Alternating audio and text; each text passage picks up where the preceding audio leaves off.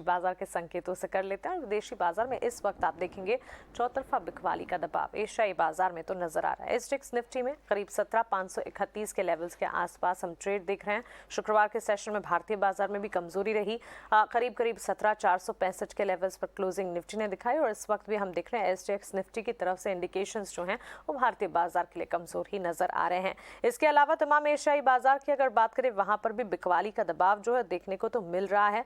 करीब 4.5 से 1.25% तक की कमजोरी हम देख रहे हैं जापान, कोरिया और हांगकांग जैसे बाजारों में। और साथ ही अगर अमेरिकी बाजार की बात करें, महंगाई का डर फिर से अमेरिकी बाजार को सता रहा है। और इसी के चलते हमने देखा कि लास्ट सेशन में अमेरिकन मार्केट्स में भी लाल निशान के साथ, चाहे फिर वो डाउ हो, नैस्डैक हो या S&P हो, बिकवाली हावी होती रही। लेकिन क्या है ये महंगाई का डर? कौन से इकोनॉमिक इंडिकेटिव एक्शंस हैं? क्या डेटा आए जिसके ठीक बाद अमेरिकी बाजार का मूड फिसला? ये ग्लोबल मार्केट का सेटअप विस्तार से पूजा त्रिपाठी से समझते हैं। गुड मॉर्निंग पूजा, आप बताएं। गुड मॉर्निंग मानसी जी। कमजोर संकेत मिल रहे हैं इस वक्त ग्लोबल बाजारों से। अगर अमेरिकी बाजारों की बात करें तो डाउ जोन्स शुक्रवार के सेशन में 336 अंक की गिरावट के साथ बंद हुआ और दिन के दौरान हमने देखा कि 500 अंकों तक की गिरावट वहां पर देखने को मिली है। तो डाउ जोन्स, S&P 500 और नैस्डैक तीनों ही करीब 1 से 1.5% की कमजोरी के साथ बंद हुए। वजह थी वहां पर एक डेटा आया, personal consumption expenditure price index, जिसको कि फेड काफी क्लोजली वॉच करता है।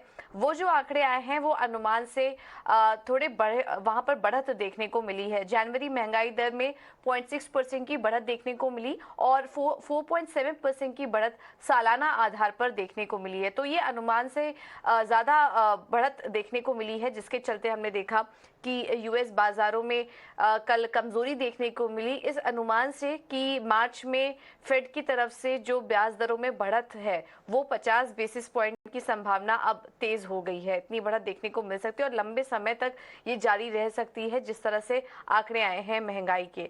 इसके अलावा अगर पिछला पूरा वीक अगर हम देखें तो काफी खराब हफ्ता था 2023 में। अगर देखेंगे तो काफी खराब हफ्ता यूएस बाजारों के लिए। डाउ जोन्स, S&P 500 और नैस्डैक में करीब 3% की गिरावट देखने को मिली। तो एक के बाद एक जो यूएस की तरफ से डेटा आ रहे हैं वो फेड को एनकरेज नहीं कर पा रहे हैं कि वो जल्द ही ब्याज दरों में जो बढ़त का दौर है उसको होल्ड करें।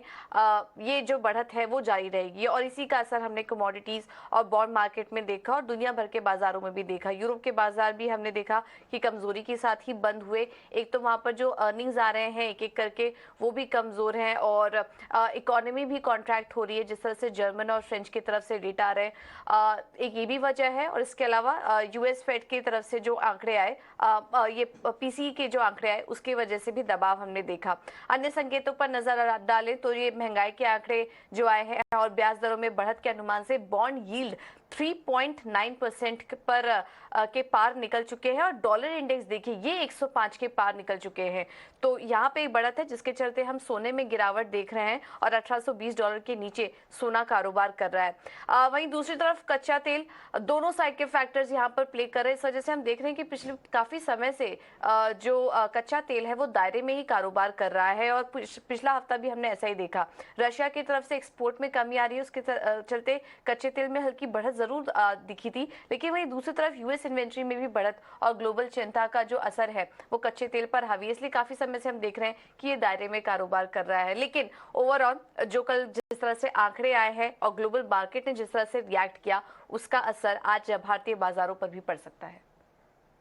अनिश्चितताएं हैं, कई सारे डेटाज हैं, इकोनॉमिक इंडिकेटिव एक्शन है, जिसका असर हम देख रहे हैं विदेशी बाजार पर हावी होता हुआ कमजोरी के साथ, चाहे फिर वो अमेरिकन मार्केट्स हो या एशियाई बाजार हो, ट्रेड कर रहे हैं और उसका एक इम्पैक्ट भारतीय बाजार पर इवेंचुअली नजर आ सकता है। शुक्रिया पूजा, ये सारे के सारे अपडेट्स हमें बताने के लिए। आइए आगे बढ़ते हैं और आपको बताते हैं कि शुक्रवार के कारोबारी सत्र में संस्थागत निवेशकों ने क्या किया। FIS DIS की तरफ से एक्शन। FIS की बिकवाली के डेटा दिख रहे हैं 1470 करोड़ के कैश मार्केट में।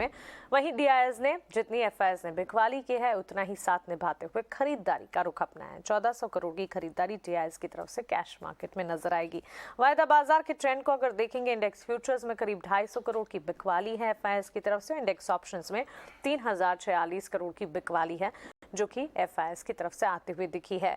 तो सिर्फ DIS के खरीदारी के आंकड़े को अगर छोड़ दीजिएगा, FIS की तरफ से कैश मार्केट में, इंडेक्स फ्यूचर्स में, इंडेक्स ऑप्शंस में बिकवाली के डेटा इस वक्त नजर आ रहे हैं। तो चलिए, ये सारे के सारे डेटा हुए। ग्लोबल फ्रंट पर कमजोरी है, एफआईआईज की बिकवाली जारी है, इन सारे इकोनॉमिक इंडिकेटिव एक्शंस और साथ ही ये सारे के सारे डेटा हैं।